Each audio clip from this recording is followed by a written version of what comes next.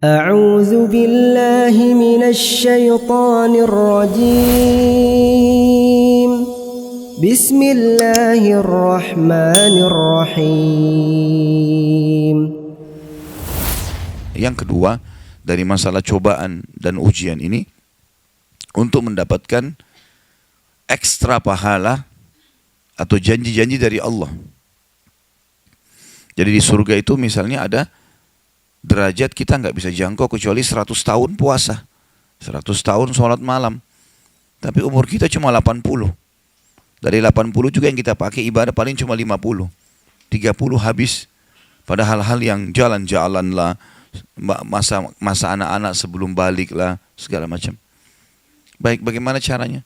Sementara Allah dengan kemahamurahannya mau kita dapat fasilitas itu, maka Allah coba dengan penyakit 10 tahun. 10 tahun dapat derajat yang 100 tahun.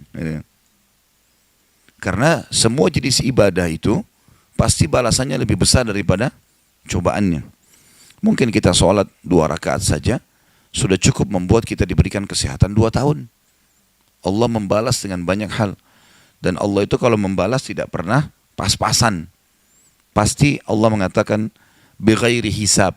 Enggak ada perhitungannya kalau Allah sudah balas.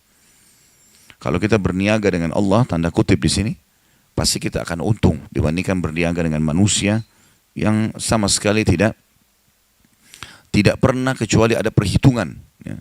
Sementara Allah SWT tidak seperti itu. Sedikit beriman, sebagaimana hadis qudsi, kalau hambaku mendekatkan diri kepada aku 1 jengkal, aku 1 siku.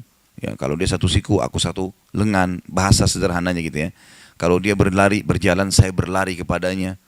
Sedikit ibadah, Allah sentuhkan keimanan. Kita merasa dekat dengan Sang Pencipta Allah.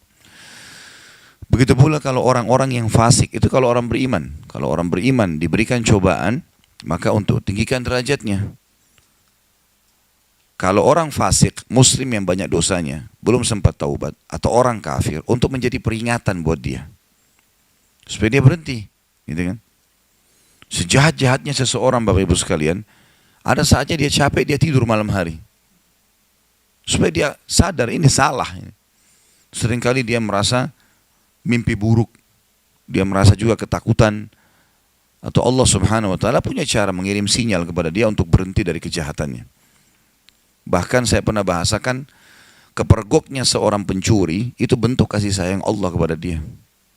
Karena kalau tidak kepergok, mencuri terus. Tapi kapan dia kepergok, dia kapok, dia nggak mau. Maka ini harus digarisbawahi. Dan seringkali sebelum dia mencuri pasti datang sinyalnya Allah. Yang paling sederhana ketakutan, khawatir.